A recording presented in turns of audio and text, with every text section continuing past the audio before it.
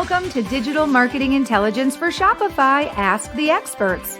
Our weekly podcast and video show offers Shopify's ecosystem of brand owners, store developers, app providers, investors, and marketing agencies insights from case studies and discussions with marketing and e-commerce experts.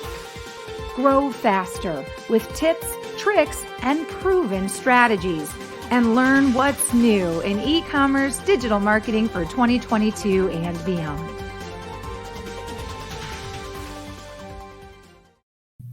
Hello, everybody, and welcome to Digital Marketing Intelligence for Shopify Ask the Experts. I'm Marissa Morgan, your show host. I'm also the Business Development Manager at Engage. On behalf of myself and the entire team at Engage, I'm excited to welcome you to today's show. Today's topic is acquiring and retaining customers in a faltering economy. It's a crazy world we live in right now. We all know the economy is just so vastly different today than it was, let's say, 5 years ago.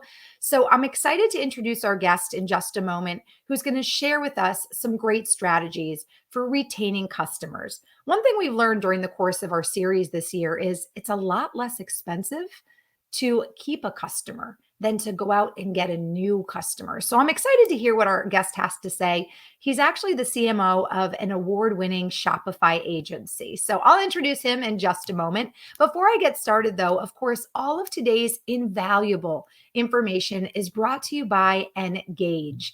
Engage launched just this past May the SMS messaging for Shopify Store app. It's an app that gives you the opportunity to be where your customers are, and that is on their mobile devices. And it gives you the opportunity to build customer lists faster, to increase sales, and save time with automations. You can find out more at www.ngage, that's www.engage.com, where you can actually put any US-based mobile device number into that website and literally take the app for a test drive. We're also offering a free 30-day trial right now. So you can go to that website, sign up for a free trial, and get 500 free SMS messages to take for a test drive. You've got nothing to lose, but an incredible amount of business to gain. Build those loyalty programs, build subscription programs, get those automated campaigns out there to drive sales and really connect with your customers to build a community. And you can do that with our app. And it's so incredibly easy. So make sure you check that out, www.engage.com. All right, without further ado, joining us today from across the pond, a couple hours north of London in Birmingham, is our incredible guest, Louise Thompson. Shoot, not Louise. That's a female name. Louis. I even made sure I knew how to say it before we started our show. Louis Thompson. If you don't know who Louis is, you need to. He is a passionate digital marketer with a creative flair and an entrepreneurial spirit. He also has a fantastic accent, which you'll hear in just a few moments. For the last 4 years, he's called the Shopify agency Eastside Co. home. He is the CMO of that company, but his entrepreneurial spirit really kicked into gear about 20 years ago or so, in his early 20s, when he took his experiences and started applying them to start some really amazing work for reputable brands around the world within the creative and advertising spaces. He helps build strategies and content that create growth and consistent return on investment, and he brings teams together to ensure that each and every user experience is the best it can be, and every output is driving results that are in line with overall business goals. He's very results driven. He's got a very creative approach to digital marketing, and that is what he's passionate about. And I love his thoughts. His thoughts are everyone has a story to tell, so it's very important that you tell that story well. I really like that, Louis. And a fun fact about Louis, a couple fun facts actually. Like many of us, he's an avid Netflixer, but like not a lot of people. However, like myself, we have something in common, and that is we both have experience performing stand-up comedy. Louis, I've performed all over Los Angeles at like the Comedy Store, Flappers Comedy Club, the Hollywood Improv, And you've got a little background in comedy as well. I think this is a fun little fact to share and something fun that we have in common, a little digital marketing experience and some comedy. Welcome to today's show. Thank you so much for being our guest expert. I'm excited to have you. Yeah, no, thank you for having me. I very appreciate it. It's a great intro, and yeah, you've managed to dig out some of the fun facts from my history for sure. Yeah. Tell us how. Let's first talk about this comedy thing that we have in common, because I don't think I've ever had a guest in our almost 2 years of doing this show that has a little bit of a background, a little bit of love for making people laugh like I do. How old were you, and where was the first time you performed stand-up comedy? I think I must have been very early 20s, maybe 20, 21, and did all stand-up comedians in the UK, they just start by usually going to a pub somewhere. There is a room above a pub every night of the week in London somewhere where there's some kind of open mic night going on. So just went out and wrote 5 minutes of material. I thought I'd written 5 minutes of material at least anyway. And yeah, went and performed at an open mic, and then did that for, performed 2, 3, 4 times a week in London and around the UK at different open mic nights for about a year or so. Yeah, it's very, very scary, very tiring, but a lot of fun when you get it right. It's not so fun when you don't get it right, but it was definitely an interesting time. It's a tough career. I got a lot of respect for people who make it into the limelight.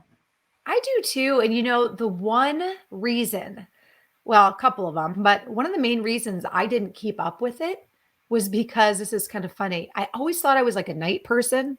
Always thought I was a night person. And I think I was until my probably mid 30s.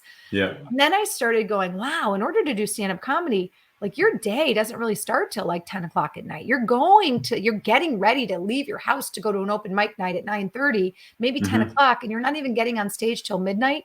And I said, wow, like, I don't know if I can have the energy to do that and also work during the day. And then I thought, even if I make it, right, and I get the opportunity to go on the road and maybe open for somebody who's more well-known, I'm like, I got to find a dog sitter to take care of my dog. I travel all over the country. And I just said, wow, as much as I love I think I love the energy, the adrenaline, the high that you get from being on stage and making people laugh. I said, I think I'm getting a little too old to be up till 2 a.m. every night. And I think my dog would hate if this career worked out for me. So I think that was kind of my coming to Jesus moment, as they say, when you say, I just don't know if this is what I want to do. Although I wanted to jump back into it now that I'm in Minnesota. However, when COVID happened, all of the clubs and, anywhere where you could do stand-up shut down for so many years. Yeah. And I think a lot of people just said, oh, yikes. A lot of people took it to online and stuff. But yeah, hey, well, here we are both in the digital marketing space, which I absolutely love. I mean, yeah, I feel like it's different, but still fun. It is different, but still fun. And you still get to connect with people, which I think is really a big part of why I love this business. I love hosting this show for Engage. And this year we're really focusing on Shopify. And that makes you the perfect guest for an episode because you are the CMO of an award-winning agency. So before we dive into today's talk, which we will in a moment, share with us a little bit more about what Eastside Co. does for its clients in the Shopify space.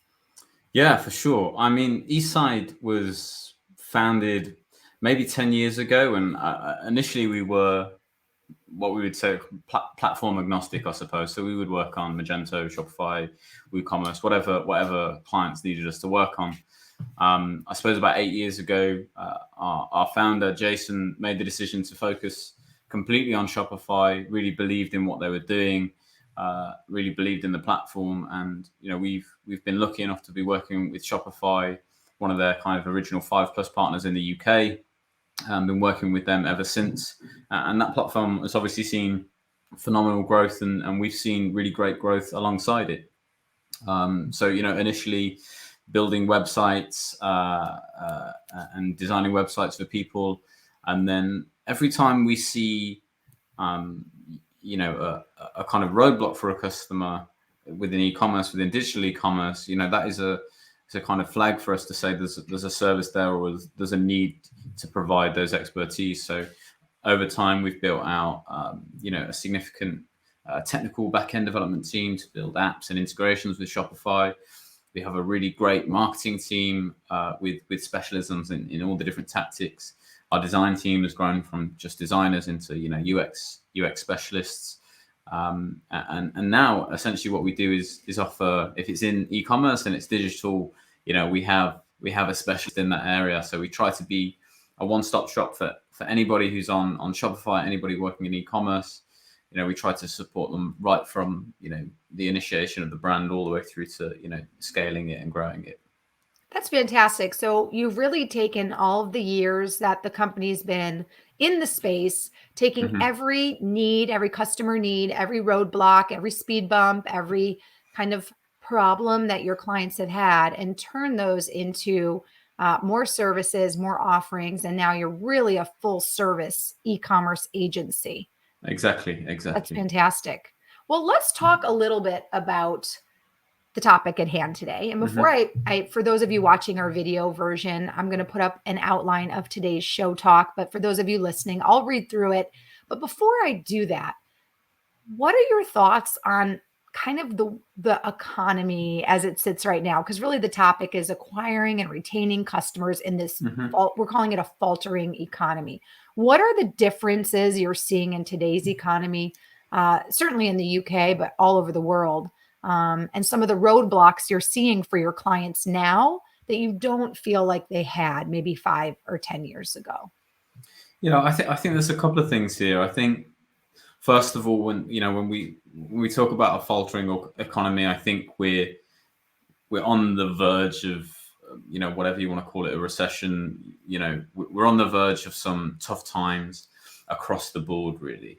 I still don't think it's quite hit yet, but you can see across the ecosystem that people are preparing for some difficult times. And I think that's as a result of multiple things. I think at the beginning of the pandemic, I hate to bring this up because it's been talked about for, over 2 years now, but at the beginning of the pandemic, e-commerce was perfectly placed to be a super high growth industry. And it was, we saw tremendous growth. Platforms like Shopify saw huge growth. We saw lots of e-commerce brands that were already in the direct consumer see a big boom in sales, and they scaled up significantly to service those increased sales, really. And there were two schools of thought at that time: either that process would push us 5 years ahead of where we thought we were going to be, or that it would be a boom and then we would return to normal. So you saw different companies make different bets, right? They had to deal with the demand, but did they scale ahead based on a kind of a 5-year boost in where they thought they were going to be?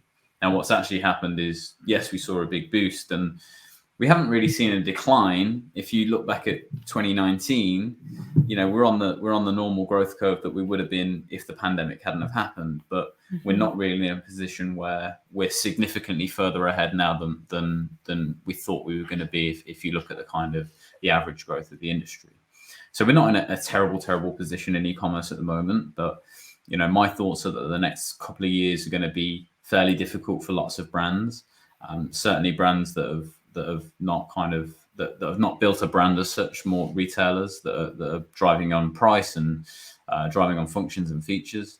But there's lots of things contributing to where the economy is right now and where it's going. But I think the signals are really clear that it's going to be a tough couple of years, and there has to be a real focus on retention and maintenance of your existing business, and more organic growth, because we are seeing rising costs across the board, especially in advertising.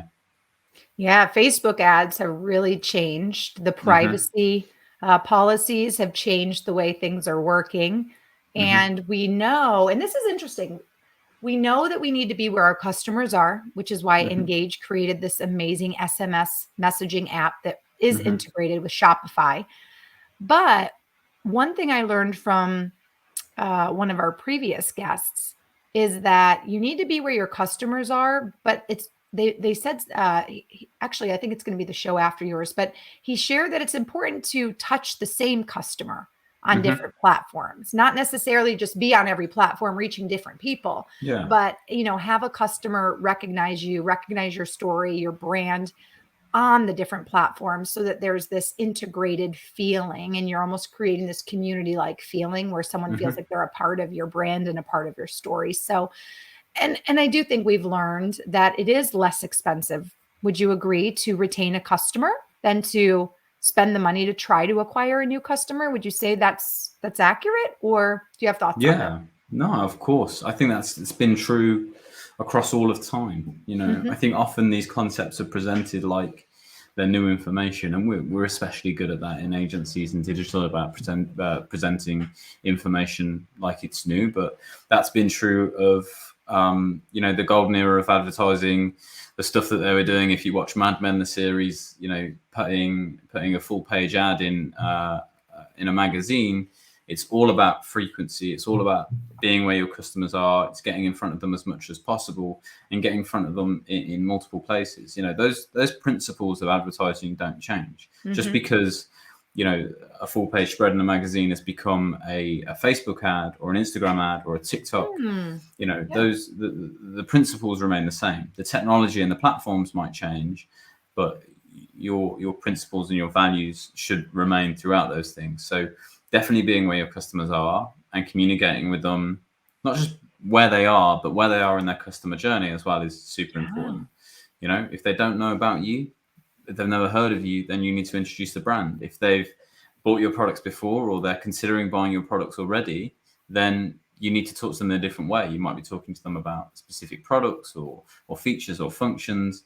It's the right place at the right time with the right message. And that's where, that's where digital is really helpful, because you can be much more personalized in what you're saying and really understand where the customer is in their journey. As a fellow stand-up comedian, I immediately wanted to say it's like dating, being in the right place at the right time, with the right message, and the right person at the right point of their love journey, right? Exactly. It's the same thing. Let's take a look at this wonderful outline you've prepared for us. Again, for those of you listening on the podcast, I'll read through this for you. For those of you watching our video show, you're welcome to read along with me. But acquiring and retaining customers in a faltering economy. Louis is here to talk about how we're going to drive more traffic and increase customer retention using the SCALE framework. He'll talk about why customer acquisition costs are going up and why that's not going to change. Sounds scary, Louis. He's going to talk about how to better utilize owned data for consistent sales growth and to help with that customer retention. And he'll share with us how we're going to focus on driving organic growth by establishing ourselves as a destination value-driven brand. So let's start our talk, Louis, with this idea of increasing customer retention and driving traffic with what you're calling SCALE, and that's capital SCALE framework. Does SCALE stand for something specific? Of course, yeah. What good framework isn't an acronym? So SCALE was developed because I was looking at what's out there in terms of customer journey and frameworks for marketing strategy, really. And there's a couple that I think do a good job. You've got Google has CThink, Do You Care? Smart Insights is a great site, and that has the race framework. And I felt like they did a good job, but I still felt like they were missing elements of that. So I developed SCALE. So SCALE stands for seek, consider, act, love, and evangelize or engage, depending on how much of a flourish you want to put on the end there. What was the last one? Seek, SCALE. Seek, consider, act, love, and evangelize or engage, depending on which one you want. We'll go with engage with an N. We'll change it to Scalon. Just kidding. Okay, so engage with an E. Got it. Okay, so seek, consider, act, love, engage. Yeah. So one of the big challenges that brands have, I think, certainly when they're marketing, is they're thinking about everything very tactically. So they're thinking, right, we need to be on Facebook because customers are on Facebook. We need to be on Instagram. We need to be on TikTok. And they go through this cycle of dealing with each of their tactics in silos. So they deal with each element individually, and they don't really think about how those things interact. And they're also not really thinking about how where their customers are in the customer journey. So scale allows you to map out the totality of the customer journey. So Seek is, where are they searching for you? What problem are they trying to solve? And are you able to solve it? It's the pure acquisition phase. People are trying to solve a problem, and you have the solution to that problem. Consider is all about who else are they looking at? What are their considerations when they're looking at purchasing? Is it price? Is it competitors? Is it functions? Is it features? What are all of their considerations, and where will those considerations be happening? The act stage is all about the conversion point. So generally happens on your site. For e-commerce brands, that is generally a purchase. There are other conversion points like signing up, but purchase is the big one. Love is where most brands stop, to be honest with you. It's good customer service. It's good product. It's the stuff that makes people love your product and love your brand. And then there's a step beyond that, which is, the engage or, creating evangelists, which is advocacy marketing. The reason that people buy an iPhone over an Android phone, and the reason people will queue up for hours and hours when the new iPhone gets released, because they are real advocates of the brand, and they will fight to the death over that Apple is a better phone than an Android phone, even if the logic dictates that the technology is the same. So it's a step beyond. All of the stuff within the love segment is what your customers expect of you, right? They expect good customer service. They expect quick responses. They expect a good product. If you can go above and beyond that and create people who are so obsessed with your product that they become marketers for you and they're talking about it all the time, you're creating a kind of cyclical and free marketing function there that you don't have to worry about. It just does the work for you. So that's why the scale framework was developed, and you can almost put those letters up on a wall and map out all of the different activity that you're doing in each one of those sections and spot gaps in your marketing. So, are we doing Facebook ads? How are we using Facebook ads? Well, we're trying to acquire customers and we're trying to convert customers, but we're not doing anything post-purchase, and we're not doing anything during the stage where they're considering us against our biggest competitors. Same for Instagram, same for Google search, same for organic, So that's it helps you map out the customer journey, but also allows you to personalize your messaging for each one of those elements. So it's just a really good, well-rounded way to understand how you're currently performing in terms of the total customer journey. And if you're engaging with all of the customers in a personalized way, in all of the places that they exist at every area of the customer journey. That's perfect. It sounds like the perfect way to kind of spot check what you're doing and figure out where you have gaps as well, and where you need to fill in the gaps, where you need help from someone like you or your agency even. Okay. I like the way that you broke that down. That's easy to understand. It makes a lot of sense. And I think you touched on something that is so different. Well, it's not different now, but the way that it behaves is different. And that's this idea of advocacy. In the past, before social media, if somebody loved an iPhone or loved a brand, they might tell somebody, their mom or their sister, or somebody who may ask, oh, I'm looking to buy a new phone. What did you buy this year or something? But now that social media, it makes it so easy to share your love, your brands, your messaging, the things that make you happy with others that are not even in your circle, really adds a level of amazing power and the amazing communication, right, to advocacy. But now also you have this idea of influencers, micro influencers and celebrity influencers, and people can actually be financially rewarded for sharing their love and their loyalty of a brand with their network as well. So I think touching on that idea that, not forgetting that last piece of engaging or creating evangelists, as you said, that advocacy piece is incredibly important and can be incredibly powerful if it's done well.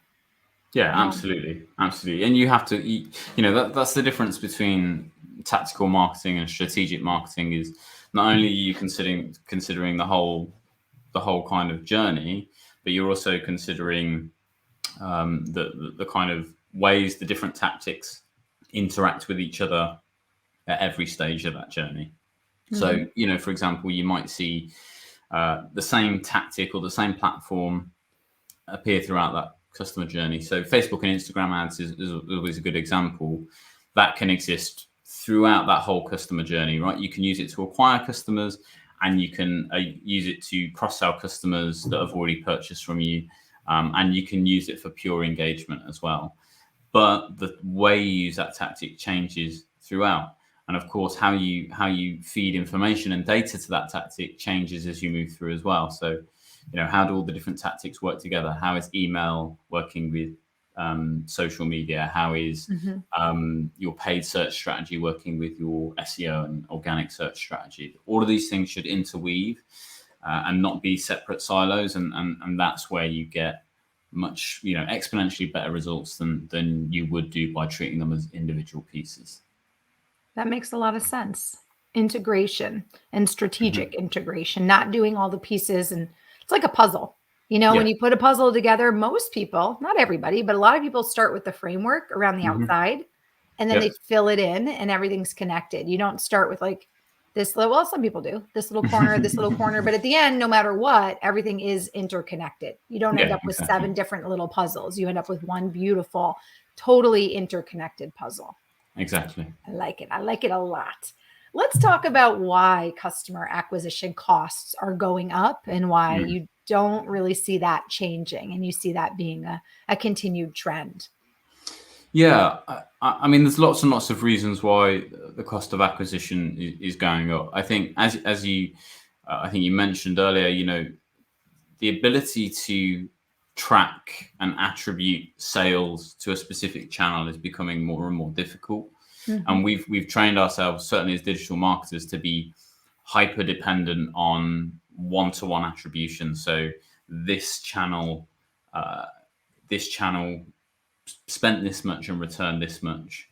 Unlike the old school kind of traditional marketing where you would put something in and say this was in front of X million number of people, and then you kind of anecdotally relate sales back to that later down the line. With digital marketing, we were always about, we spent £1 here and we returned £3 here, or dollars if that's easier. And now it's becoming much more difficult to do that because privacy on phones and the ability to track is becoming much more difficult. Apple's updates have seen to lots of customers opting out of general tracking, and cookie-based tracking is becoming more difficult. So we're in a position now where there's the potential that acquisition costs seem much higher because we're not able to attribute as much to those channels as we were previously. But the reason I say I don't think it's going to change is because we've seen this cycle before. Google ads used to be very, very cheap, and it's a supply and demand thing, right? So insurance companies are a really great example of driving up the cost on ads, because they were willing to spend quite a lot to acquire a customer. So when Google advertising first started, what might have been 10, 20, 30 pence per click for various insurance terms, is probably more like 10, 20 pounds per click now, because the market drives the price up. With Google, you set a series of keywords and you say, this is how much I'm willing to pay for each click on my ad. So if everybody is willing to pay more, the price of those things go up. And then over time, we saw that happen with Google. Google is more expensive per click today than it was 6 months ago, a year ago. So that's already happened with Google. And of course, that happens with every advertising platform. So Facebook, to start off with, it was very, very cheap to you really started off as a platform. You were buying impressions, you were buying eyes on your content, and then the ad platform was developed, and people made really good returns off Facebook and Instagram ads for a very long time. But as soon as the big players start to come in, your kind of your Coca-Colas, your Nikes, your all of these big players, as soon as they're willing to start advertising on those platforms and they've got very, very deep pockets, then of course the competition increases and therefore the price to advertise on those platforms gets higher. So you kind of window of opportunity for cheap acquisition on any platform is always limited. So Facebook and Instagram is more expensive now than it was. So what happens? TikTok reveals itself as the next, the kind of next, the next golden child of advertising. And the people, destination, right? Like the next Exactly. advertising destination. Exactly. So, you know, we move budget from Google advertising into Facebook advertising. We move Facebook advertising into TikTok advertising. So the same will happen with TikTok if the platform sustains and its advertising model works and people can get cheap acquisition on there through paid means, then the demand will go up and therefore the price will go up and therefore the cost of acquisition will increase. There will be another platform and the same will happen again. And we will see this happen in cycles forever, I think. But it's interesting to me because, you know, like I said, the pandemic was very, very difficult for lots of people, but it was a kind of, we were in a boom in e-commerce because so many people wanted to start selling online. But really what that did is it forced brands to do what they should have been doing anyway. Direct to consumer selling and online advertising should have been a key part of every brand's mix throughout the 2000s, you know, from certainly from like kind of 2010 onwards. The past 10 years, they should have been doing that. The pandemic forced them into a position where they had to do it. Now the rising cost of acquisition is forcing people into a position, again, where they are starting to do what they should have been doing anyway. They're starting to build better relationships with their customers. They're starting to build brands rather than just sell products. And they're starting to adjust their focus to growing through organic means rather than paying to acquire every customer. And the focus is definitely switching to retention of their existing customer base. So these are difficult times, but they are forcing brands into doing things that they should have been doing anyway. Not that they only should have been selling online and not that they only should have been growing through organic means, but that certainly should have been part of the mix, and it certainly should have been part of where they were investing their marketing capital into all of these different areas. So I think what we'll see now is that because budgets are going to be less loose than they have been for the past couple of years, and because the cost of acquisition is going up and it's harder to attribute marketing, we will move towards a world where people are more comfortable with anecdotally relating activity back to results as they were historically, and that people are much more focused on their owned data and their organic growth rather than, you know, it's that old thing, don't build your house on rented land, which is what everyone's been doing for a long time. If you built your business purely off the back of Facebook, and this happened, right? When Facebook was super cheap and you were buying impressions and they changed their algorithm, or you had a huge organic reach on Facebook and then they changed their algorithm. Overnight, huge content brands disappeared because Facebook were like, okay, you've had fun, but now we're only going to let you reach 5% of your audience organically. If you want to reach the other 95%, you need to pay for that.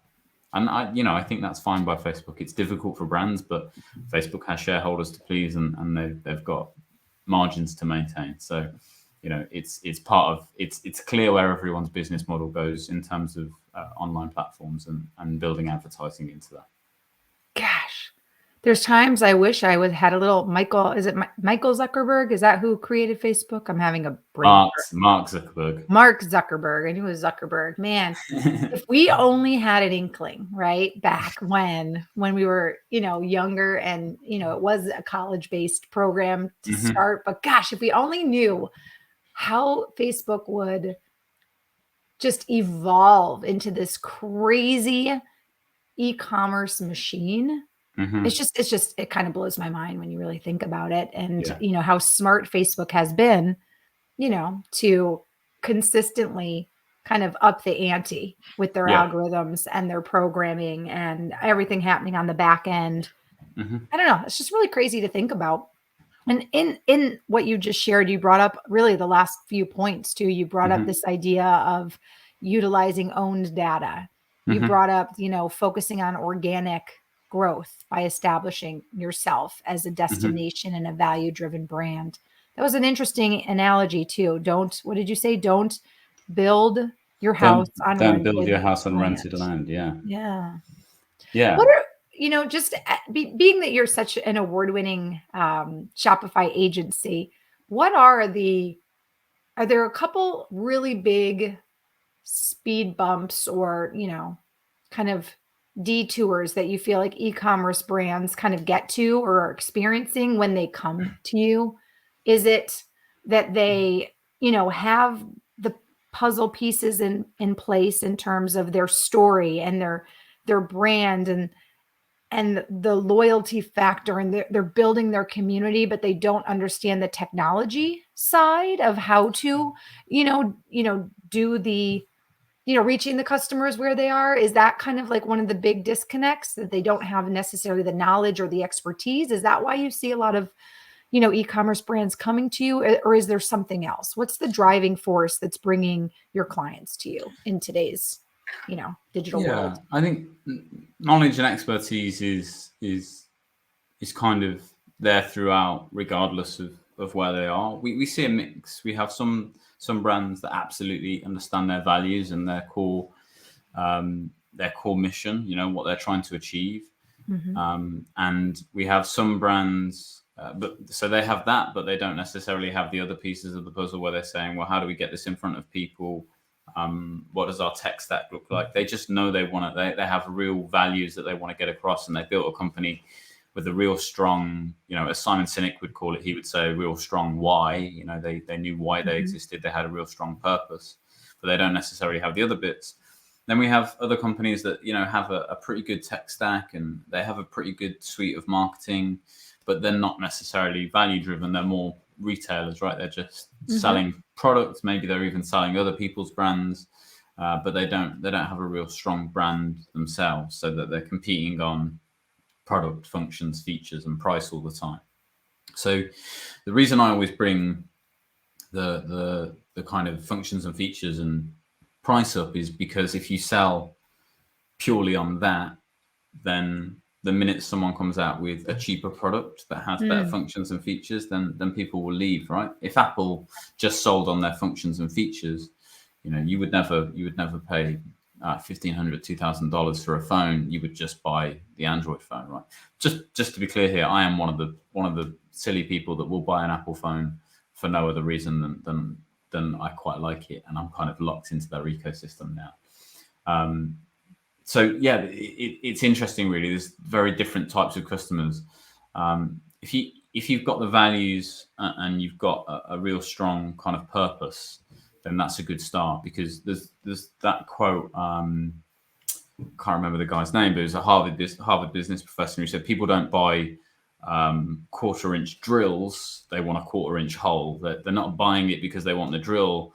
It's the end product that they want, right? They want to be able to drill a hole, and then you can take that a step further and say, are they drilling a hole because they want to hang a family portrait? Is there an emotional attachment there? There's kind of a whole series of things you can go through there to move from we sell a drill that can drill a quarter-inch hole through to we give you the ability to create a family home. Surround yourself with family memories, right? Exactly. Yeah. Exactly. We always say people don't connect with brands, they connect with people. And Hmm. like you said, they connect with stories, they connect with the end result and what that means for them and how it makes Yeah. their life better or easier or more meaningful. Yeah, Yeah. for sure. And there's lots of interesting brands out there that have real strong missions that you wouldn't necessarily have related to them initially. So Ring doorbells, the smart doorbells is a really good example. When they were initially started, their mission was to increase security in neighborhoods. That was their aim. And when they were kind of initially looking for investment, people really couldn't understand how a doorbell would do that. But as they've built out a wider range of products, that's stayed at the core of what they're trying to do. So they had people in the company that had lots of great ideas, but if they didn't relate back to increasing security in neighborhoods, then they didn't build those products. And of course, now you see videos of Ring doorbells proving that all the time, catching parcel thieves and, we literally just bought the whole Ring setup this week. Yeah. And we're in the process of setting it up. And not only did it certainly give us peace of mind to know now we have this, technology to help, but we know that it has a really, like you said, a proven track record to just make people feel like they are making their community safer as well. Takes it, you're right. It takes it back to the story that they're telling, and that they're telling it well, and they're giving people not only the feeling of security, but the feeling of being part of something bigger and better. Yeah. So, I mean, if you have a brand and you can't answer the question, what is your purpose? What are your values?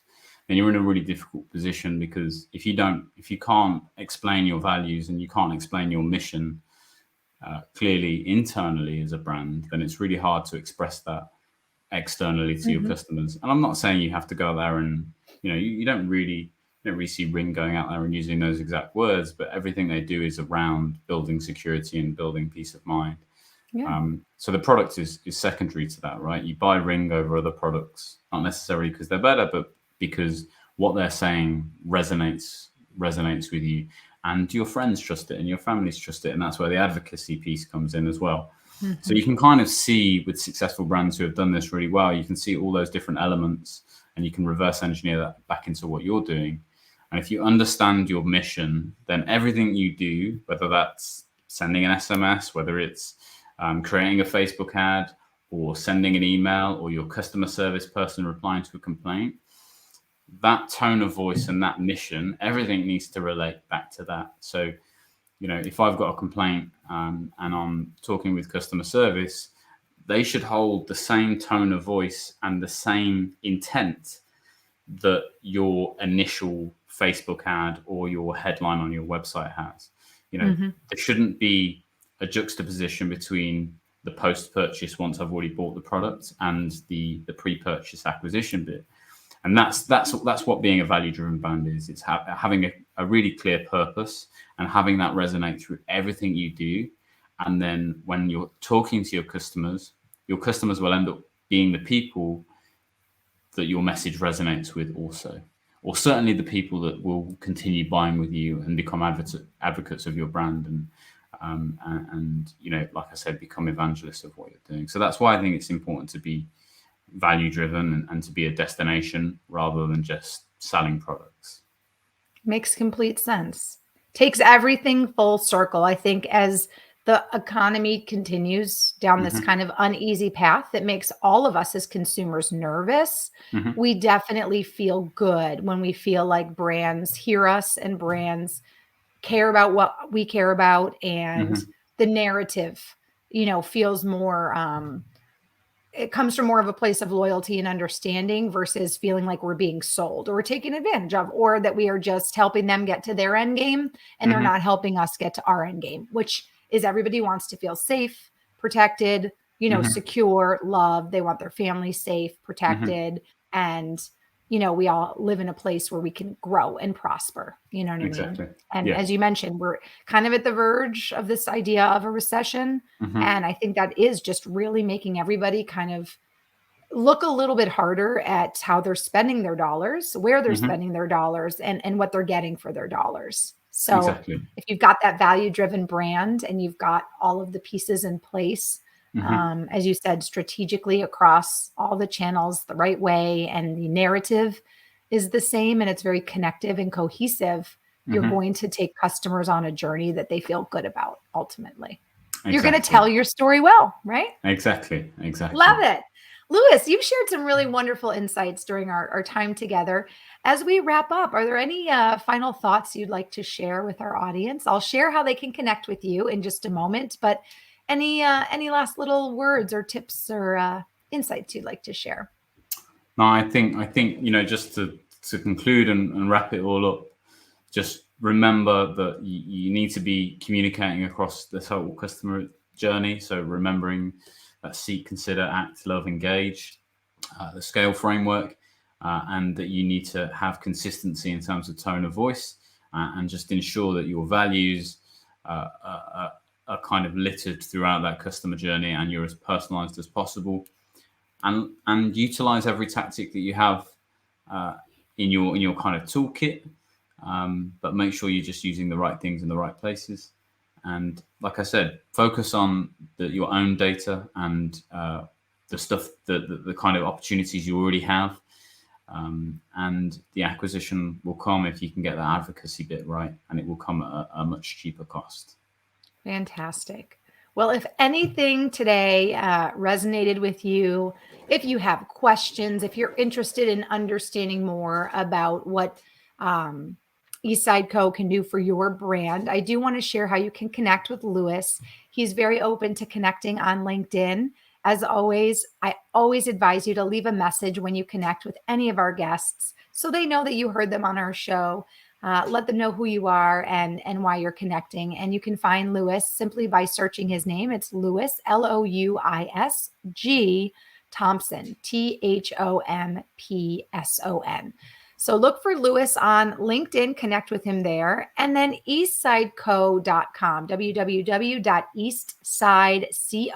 eastsideco.com is where you can find more about what his Shopify partner agency does for brands and what they can do for you and your company and your brand. A premier Shopify agency specializing in design, development, and e-commerce marketing solutions for global brands. That's really their tagline.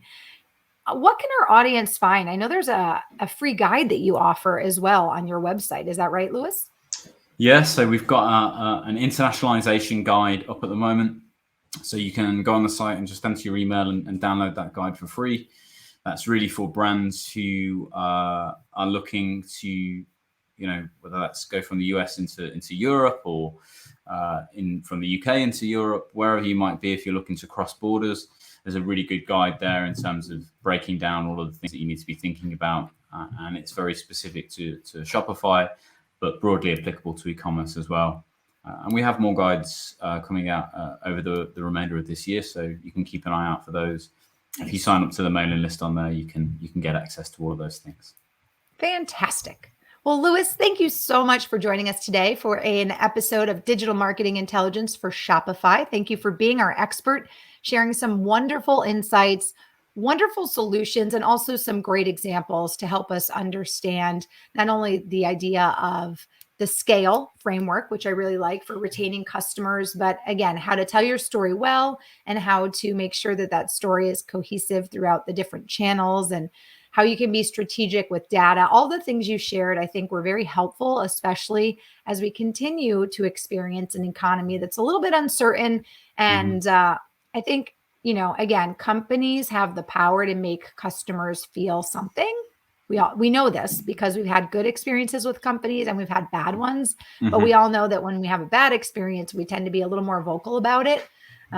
So it's even more important, I think, to make sure that we have good customer experiences, to lead our companies into advocacy opportunities that you shared, influencer opportunities, and just good experiences sometimes don't travel as far. So having more of them is important. Exactly. I appreciate you having me. Thanks so much. Oh, our pleasure. Thank you so much again for being our expert. Have a wonderful rest of your week, and we look forward to speaking with you again. Bye-bye. Have a great day. What a wonderful guest today. I really love the way he broke down some incredible opportunities to not only retain the customers you have, but obviously drive more traffic to your brand. And then once you get that traffic there, again, how do you retain them? How do you keep those customers? Because we know the cost of keeping and maintaining a customer is so much less than trying to go out and get new customers. So wonderful, wonderful talk. If you enjoyed the insights today from our guest, Louis Thompson, make sure you connect with him on LinkedIn and check out his award-winning Shopify agency, eastsideco.com. And in the meantime, if you are a Shopify agency owner, if you're a Shopify store owner, if you've developed an app for Shopify that has been very successful and you want to share your insights with us and with our community of Shopify store owners, agency owners, and investors, check us out on LinkedIn. You can connect with me on LinkedIn. The Marissa Morgan is how you find me. And you can email me if you're interested in coming on our show as a guest as well. And my email is Marissa, Marissa .m at ngagge.com. And don't forget, if you are a Shopify store owner, if you're looking to add that SMS piece to your digital marketing strategy, you've got to check out the Engage SMS messaging for Shopify store app. And you can find out more about that at ngagge.com, where you can also take it for a free 30-day test drive. On behalf of myself and the entire team at Engage, I want to thank you so much for joining me for another incredible and invaluable episode of our show. Have a wonderful week. And don't forget to connect with our guest, Lewis Thompson, on Facebook. That's Lewis G. Thompson, or visit www.eastsideco.com for more information about how his agency can help your brand when it comes to globalizing and scaling on Shopify. Have a great day, everybody. We'll see you next time.